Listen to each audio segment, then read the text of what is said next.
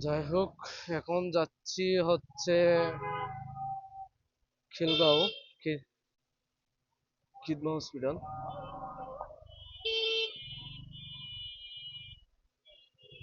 আসলে এদিক দিয়ে ভিতর দিয়ে মেন রোড দিয়ে যাওয়াটাও খুব জ্যাম, ভিতর দিয়ে গেলেও খুব জ্যাম। মানুষ ঢাকা শহরে কোন দিক দিয়ে যাওয়া আসা করবে? আর বিশেষ করে এই অটো রিক্সাগুলোর জন্য, অটো রিক্সার কারণে। আর গাড়ি চালানোটাও খুব রিস্ক হয়ে যায়। এই তো আসার সময় একটুর জন্য একটা ছেলে বাইকের নিচে চলে আসছে, সাথে সাথে হার্ট ব্রেক দিয়ে বেঁচে গেলাম। মানে পোলাপাইনরা, স্কুলের কলেজের পোলাপাইনরাও, স্কুলের পোলাপাইনরাও হুটহাট করে কোথাও কোন দিকে যাবে না যাবে না দেখে দৌড়াদৌড়ি করে ছোট বাচ্চারা। আজকে মনটা ভালো নাই বল। আমার একজন খুব কাছের মানুষ আজ রাত 3:30টায় মারা গেছে, ইন্তেকাল করেছে। বলো ইন্না লিল্লাহি ওয়া ইন্না ইলাইহি রাজিউন। আমার আপন ফুপি, যে আমাকে খুব বেশি পছন্দ করতো। এই রাতে এই চাকরি জীবনে বাড়ি থেকে দূরে থাকার কারণে, ঢাকাতে থাকার কারণে বিশেষ করে, আজকে প্রথম আমি মনে করলাম যেন আমি বিদেশে আছি। যে আমার একজন আপন মানুষ মারা গেছে, আমি তার জানাজায় যেতে পারলাম না, শুধুমাত্র আমি দূরে থাকি বিদায়। হয় আমার প্লেনে করে যেতে হবে, আর না হলে আমার বাসে করে। আর যে সময়টা আমি নিউজটা পাইছি, ওই সময় হচ্ছে আমার 4:30টায়, 4:30 না, 4:14-তে আমি নিউজটা পাইছি আমার ফুফি মারা গেছে। গতকালকে রাতেও আমি ওনার সাথে কথা বলছি। ফুফি আসলে কথা বলতে পারে না, পরে আমার দিকে ভিডিও কলে দেখে দেখে কান্নাকাটি করতেছে। আমি ভেবেছিলাম আরো কিছুদিন থাকবে, আমি ঈদের সময় বাড়ি যাব, তখন তাকে দেখবো। এই আল্লাহ আমাকে এই সুযোগটাও করে দিল না। যাক, আল্লাহ সব ভালো কিছু করে। আল্লাহ জন্মদাতা, মৃত্যু, সবকিছু আল্লাহর হাতে। জন্ম মৃত্যু সব আল্লাহর হাতে। আল্লাহ যেন আমার খুবইকে জান্নাতে নিয়ে যায়। সে অল্প বয়সে, তার বিয়ের অল্প বয়সে তার স্বামী মারা যায় শুধুমাত্র জ্বরের কারণে। এরপর থেকে সে আর বিয়ে করেনি। তার 3টি মেয়ে, কোনো ছেলে সন্তান নেই। এই মেয়েদের দিকে তাকিয়ে সে কোনোদিন আর বিয়ে করেনি। আমার ফ্যামিলি থেকে আমার বাবা, আমার দাদা, দাদি অনেক বলেছিল, কিন্তু কেউ সে বিয়ে করতে রাজি না। খুব কষ্ট লাগতেছে ভাই। আহ, যখন শোনার পরে আমি রাতে গাড়ি, ভাবলাম চিটং থেকে যাব, ঢাকা থেকে চিটং যাব। এত রাতে গাড়ি পাই না, ঢাকা থেকে কোনো গাড়ি যায় না। তাও ভাবলাম আমি যদি সকালেও রওনা দিই, আমি যদি ভেঙে ভেঙে যাই, সকালে কক্সবাজারের গাড়ি নেই ঢাকা থেকে। তাও আমি ভাবলাম যদি আমি সকালে যদি রওনা দিই, তাহলে আমি ভেঙে ভেঙেও যাই, তাহলে আমি অ্যাটলিস্ট 4:30 লাগবে আমার, বসতে বসতে 4:30 বাজবে। কিন্তু তাও পারলাম না, 4:30 বাজে গেলে তো আমার জানাজা হয়ে যাবে দুপুরে। কিন্তু দুপুরের মধ্যে আমার পৌঁছতে হবে। কিন্তু এই সময়টা তো আমার পক্ষে ঢাকা থেকে যাওয়া সম্ভব না।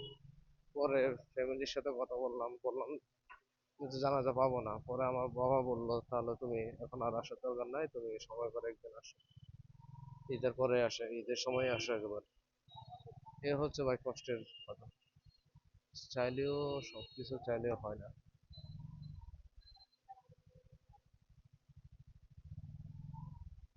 যাই হোক, আল্লাহ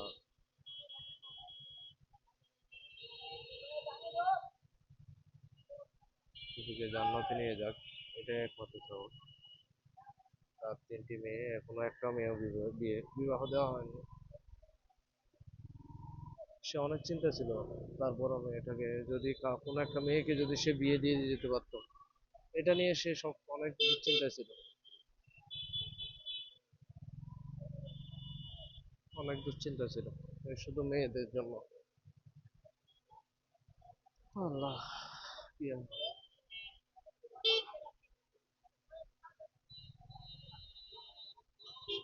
এই কারণে আমি আজকে সেই সারা নিউজটা শোনার পর থেকে আসলে সারা রাত ঘুমানো হয় নাই আমার। আত্মীয় স্বজন সবাই দেখতে পারলো আমার আজকে ভিডিও কলের মাধ্যমে আমার খুবইকে দেখতে হয়েছে। আমার দাদার পরবর্তীতে যদি তার বাবা ডাকে সে হচ্ছে আমাকেই। তারা সবাই আমার ফ্যামিলির, আমার দাদার বাড়ির আমার যত ফুফি আছে আসলে সবাই ভাই, আপনারা বিশ্বাস করবেন কিনা জানি না, আমাকে এত ভালোবাসে সবাই। তারা সবাই আমাকে তাদের বাবার স্থান দেয়, মানে আমার দাদা যেভাবে দাদারে মানে আমাকে সেভাবে ওরা ইয়া করে। মানে আমি যদি বলি, আমি আমি যাই বলি ওরা সব আমার জন্য কলিজা পর্যন্ত কেটে দেয়। আমার বিপদ আপদে, আমার বিপদ আপদে সব সময় ওনারা আমার পাশে থাকে।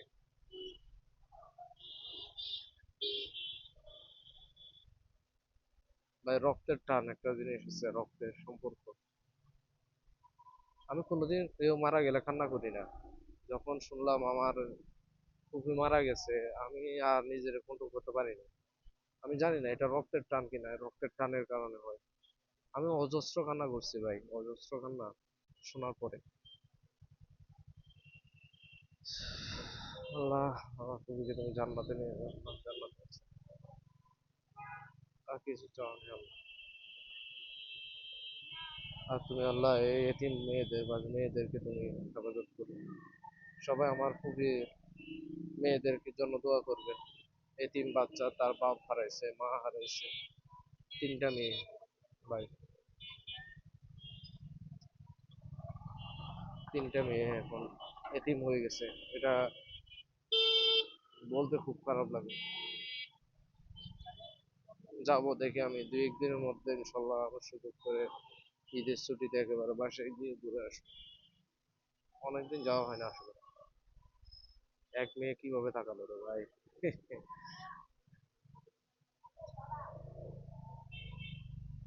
ক্যামেরা দেখলে আসলে সবাই কি মনে করে,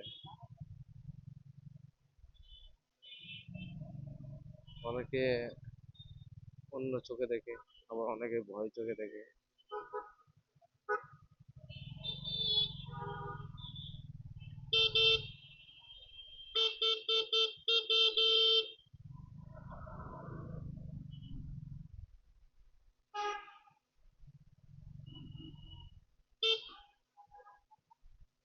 এখন স্কুল ছুটির টাইম, হয়তো স্কুল ছুটি দিচ্ছে, ওভাবে আসতেছে।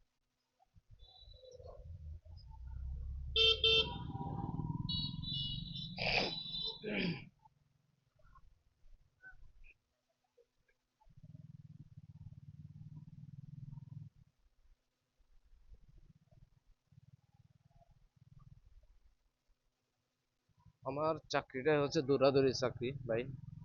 এই চাকরির পাশাপাশি আমি বাইকটা চালাই, তখন এই ভিডিও গুলো হয়। হ্যাঁ, সবাই বলতে পারেন সময়, আমি আসলে সময় পাই না, যে সময়টাই পাই এই যেমন কোনো কারণে কোথাও যাচ্ছি, মুখ করতেছি, তখন আমি এই ভিডিও গুলো করি। বাট লাইক, কেউ লাইকও করে না, সাবস্ক্রাইবও করে না, ভিউ হয় না। কিন্তু হার মানলে তো চলবে না, কোনো কিছুতে হার মানলে চলবে না। অবশ্যই ধারাবাহিকভাবে চালায় যেতে হবে। হয়তো সবার জিনিস পছন্দ না, যদি কারো ভালো লাগে তাহলে অবশ্যই আমার ভিডিওগুলো সাবস্ক্রাইব করবেন, লাইক দিবেন, পাশে থাকবেন আর কি ভাই, একটাই রিকোয়েস্ট। এতগুলো ভিডিও দেখেন ইউটিউবে, তো আমার ভিডিওটা হয়তো একটু পছন্দ না হতে পারে, দেখবেন, যদি ভালো লাগে, পছন্দ যদি হয়ে যায়, তাহলে একটা লাইক দিবেন, সাবস্ক্রাইব বাটনটা ক্লিক করবেন। তাহলে আজকে এ পর্যন্ত, আমি অলরেডি আমার গন্তব্যে চলে আসলাম। Tata, bye bye.